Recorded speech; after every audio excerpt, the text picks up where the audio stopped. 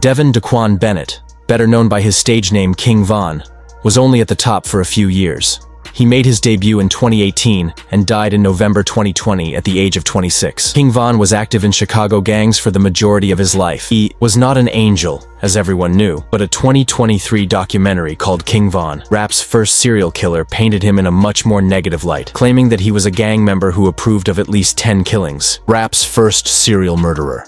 A difficult past. Born in August 1994, King Von was largely raised by his mother because his father, Walter Bennett, was incarcerated or otherwise separated from the family much of the time. Von's mother, who wanted Walter to be with the family much more often and provide for them in the long run, would constantly argue with him when Walter was present. However, Bennett, who was also known as Silk on the streets, had a reputation, so it was probably best that he didn't stay around too much. He was supposedly shot down by a sharpshooter during a rival gang fight when King Von was just 11 years old. Von barely knew his father for roughly 3 years, having first met him when he was 8 years old. In any case, Bennett left a lasting influence on his kid. Von would frequently mention his father in several of his songs, most famously in Exposing Me when he spoke the line, "Rest in peace to Silk from Ada Park. That was the old of me." Given that Von and his father nearly resembled twins, this line is quite accurate. King Von was not deterred from joining a gang by the circumstances surrounding his father's death. At the age of 16, he was sent to prison for the first time. Although it wasn't a serious incident, he was caught again for illegally possessing a pistol only 2 years later. Around this same period, Von also joined the Black Disciples gang, where he was referred to as grandson. He was given the moniker because other gang members thought he looked a lot like the group's founder, David Barksdale, also called King David. Von and David seemed to have similar personalities and behaved similarly in public, since it is crucial to keep in mind the type of people King Von spent a significant amount of his life with. I would like to take a moment to discuss the Black Disciples. His affiliation with this gang is fundamental to his identity, particularly when considering the numerous killings he committed. Although the Black Disciples became well known in the middle of the 1990s, the gang's history dates back to 1966. King David led a gang known as the Devil's Disciples, but after his death, in 1974, the group was divided and reorganized as the Black Gangster Disciples. The gang eventually broke up into the Black Disciples and the Gangster Disciples as a result of internal strife brought on by management problems. Black Disciples received a lot of attention in 1994, as I previously stated, but it wasn't welcome. When Robert "Yummy" Sandifer joined the gang that year, he was only 11 years old. Unfortunately, Yummy had a very challenging childhood, with symptoms of physical abuse and absentee parents. After being arrested for armed robbery a few years later, he left school when he was only 8 years old.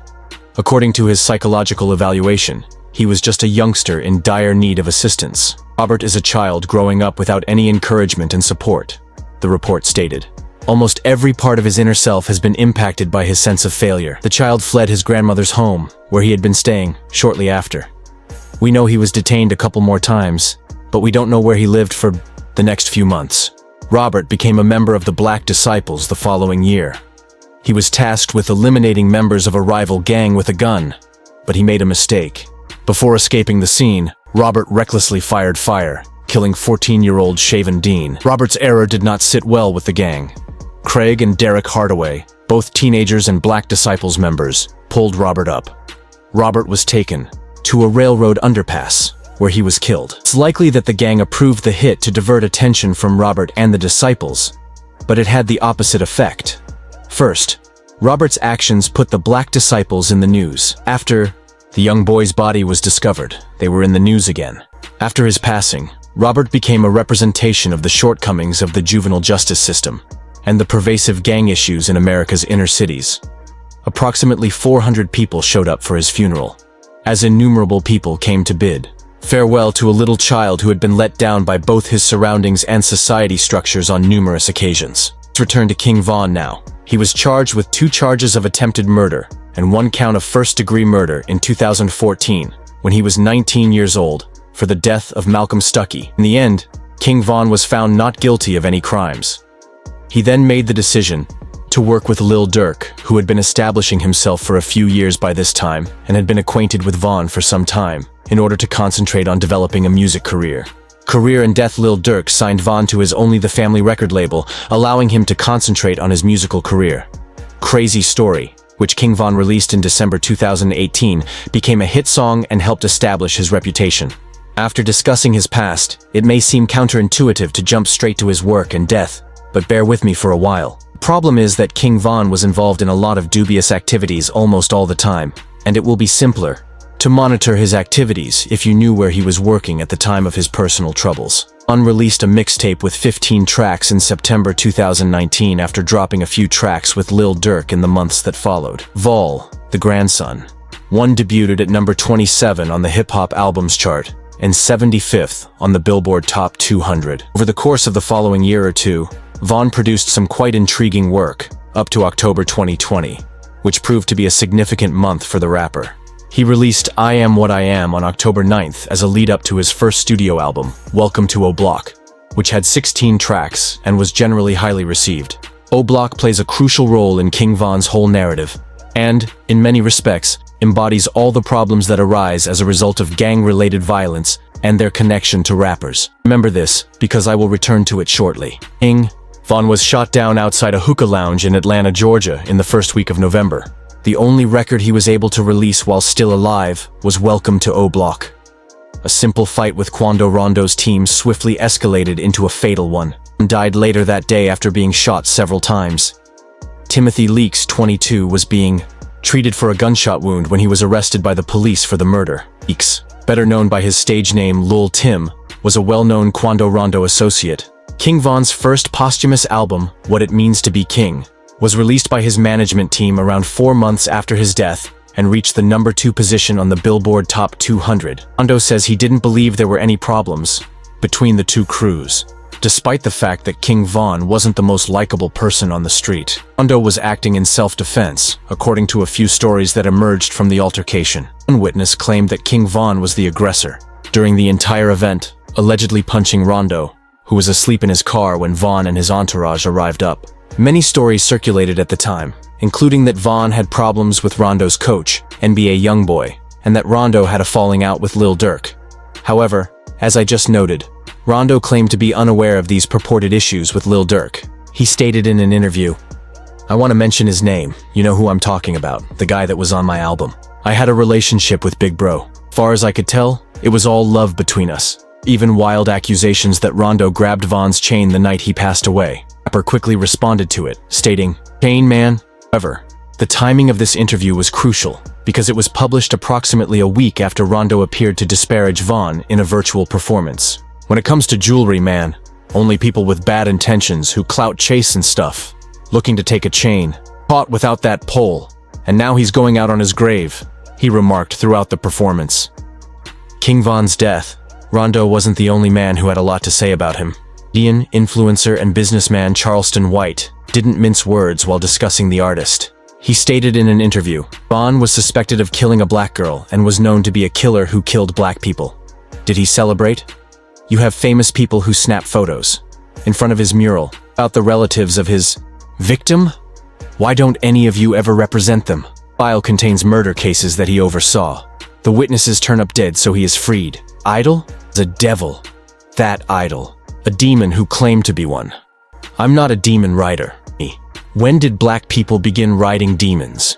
Von was included in the 64th Grammy Awards in Memoriam montage despite the fact that he was problematic, if I may put it politely. He even had his own painting at Chicago's Parkway Gardens, which proved to be somewhat contentious, because some thought it may encourage gang-related violence in the area given Von's initial death. This worry is understandable. It was also somewhat unnecessary because Parkway Gardens was regarded as a safe haven for gang members long before King Von's death. All things considered, Von was only in the spotlight for a few years, and that was not the brightest to begin with. Since his death, he is primarily known for his connections to homicides and other crimes rather than his artistic output. But, given his upbringing, was there truly nothing else King Von could do? Or did he eventually come to appreciate the life of a mobster, murders and all? You recall how crucial OBlock is to all of this? This is where it enters the picture. The 6400 block of South Martin Luther King Jr. is known as OBlock. Drive was regarded as Chicago's most hazardous block and was the residence of several local rappers. It should come as no surprise that artists such as King Von and Chief Keef have made repeated allusions to it in their songs. In remembrance of O.D. Perry, It is more commonly known as OBlock. August 2011, a rival gang member shot Perry down. The person who killed him was Chiraq Barnes, who would reappear shortly. In reaction to the passing of Shondale Tuka Gregory, who will also reappear a little later, she was gunned down. Between June 2011 and June 2014, Perry was one of over 20 individuals who were shot. 2 persons lost their lives during those 3 years. Not a single weapon was found, and none of the shootings resulted in criminal charges. The neighborhood was nicknamed OBlock in his honor by other gang members. In the years that followed, things slightly improved, but not significantly. Gang members were squabbling on Twitter in addition to on the streets and in songs thanks to social media. Every gang member in the vicinity was still a match that could blow up the entire place, and OBlock remained a powder keg. Because of its wild, chaotic, and mad reputation, the area was also known as Wick City. A local police officer shared some insight into how crazy, and wild things can get. He stated in an interview, "You can catch a shooting in the rain, the snow, or the sun. The GDs, gangster disciples, won't go into the McDonald's or the drive-thru because that's BD, black disciples. It's all about territory." Michelle Obama, the former First Lady, was raised in the region. However, a clergyman who has spent decades in the area says that things were drastically different in the past. He stated, "The atmosphere was family-oriented. People were at work. There will be a significant change from what the First Lady of the United States and her family went through when all of those issues are removed from a society, such as men not living in the home and inadequate education. There was more than enough going on in OBlock for King Von to think that this was the only life he could or ought to have led." When his pal Whitey, also known as White, was killed in August 2012 while he was waiting for King Von to exit a business, it sent him over the brink. When Von heard gunfire and saw his friend die, he reportedly fled the business. Regarding his pal, he tweeted, "On my birthday, White was murdered. That man just got a medication from me. I had him on mine. I hurried out of the store. After hearing gunshots, I noticed people swarming around Whitey and tweaking nearby. He was struck once. However, he appeared to be straight. On O.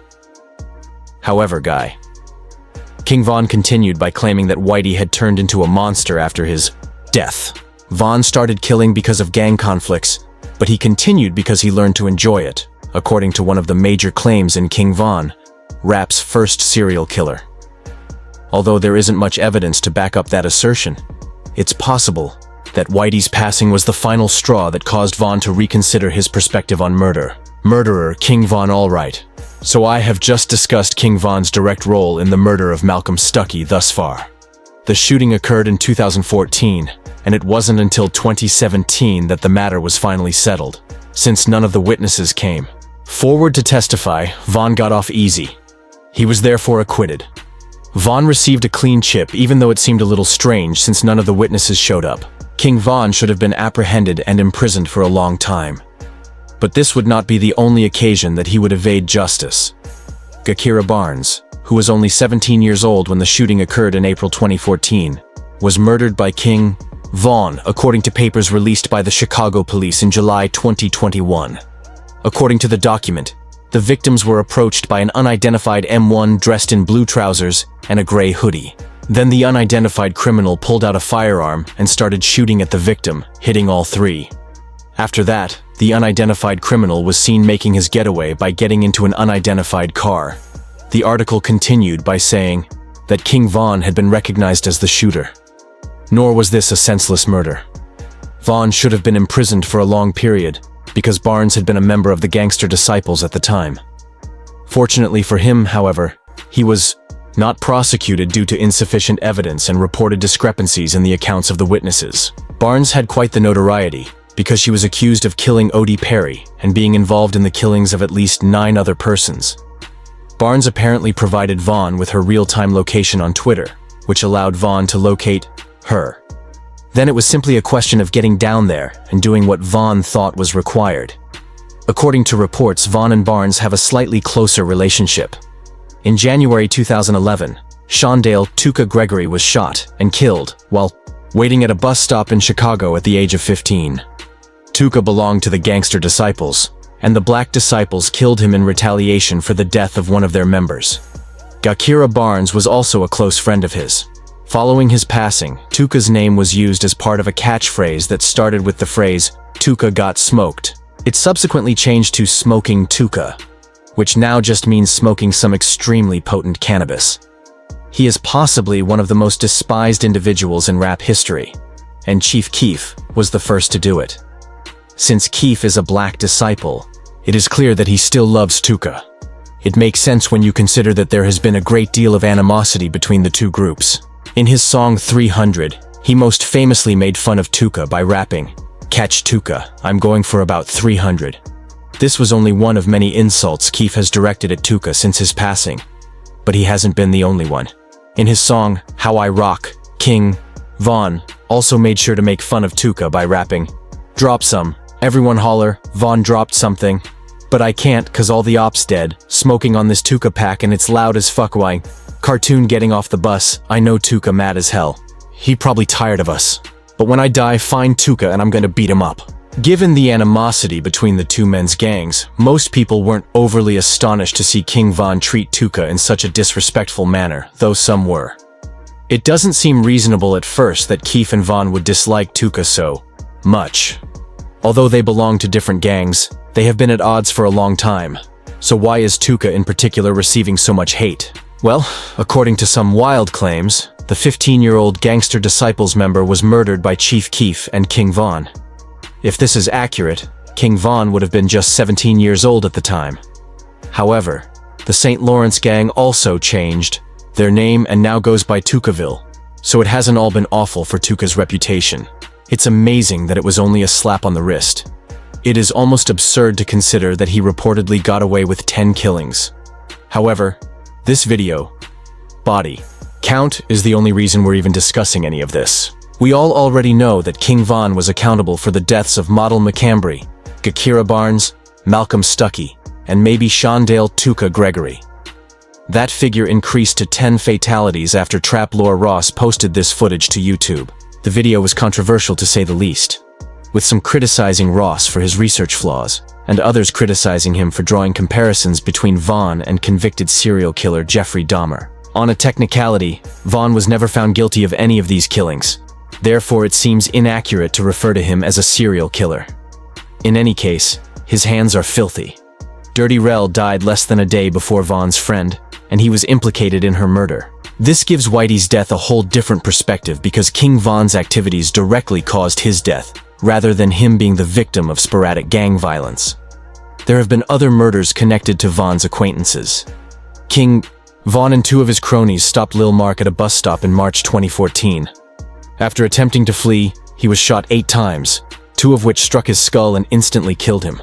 King Von was undoubtedly engaged in the murder, though it is uncertain if he or his companions really carried out the shooting. It was definitely prearranged as well, since guess who was Lil Mark's brother? Shondale Gregory, aka Tuka. A few years later, in southwest Atlanta, a man was murdered at a house party. Tariq Louvit, who passed away at the age of 27, was that man. Although there are no concrete indications that King Von killed him, a few points are worth bringing up. First of all, Louvit's relative publicly declared Von to be the murderer. The second point is a bit more nuanced and lacks substantial empirical support. It is implied that after Tariq assaulted one of Von's friends, Von intervened with his group to get revenge and killed Louvit. This is a hearsay at best, and is typically found in rap-related Reddit threads. Are you aware of King Von's role in the 2012 murder of Model McCambry? Given that P5 was also slain in the same month, there is a very probable chance that it was a twofer, at least according to Reddit. According to P5's brother and cousin, King Von was responsible for everything. Von was undoubtedly involved in some way, as seen by the several odd tweets he posted around this period. One day, following P5's passing, Von posted the following on Twitter: "I'm fucked up in the head, you know. I truly believe that I am insane." This was only one of several tweets he sent over the course of weeks that seemed to point to his involvement. As soon as he learned of King Von's passing, P5's cousin posted an update writing, "You guys have no idea how much I prayed for today.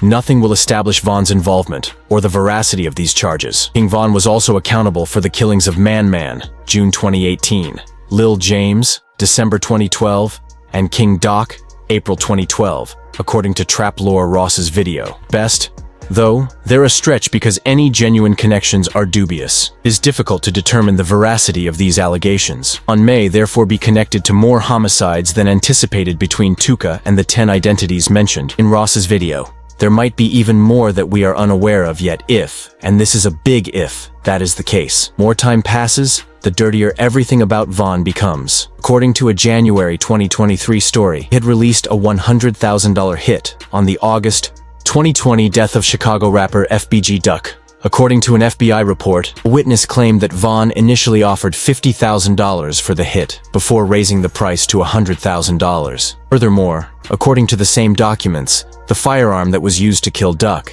is connected to at least a dozen other incidents. If this is accurate, King Von's illegal actions take on a whole new meaning. Because he was either at the crime scene or there was sufficient evidence to connect him to a murder, he has been connected to a few homicides. However, Vaughn might have been accountable for a great deal more violence and fatalities if he was also involved in ordering and approving hits as he saw fit. It remains to be seen if additional FBI files and sealed documents will provide any insight on Vaughn's true activities. Undoubtedly committed horrible crimes and, thanks to a mix of good fortune and perhaps coercion, avoided going to jail.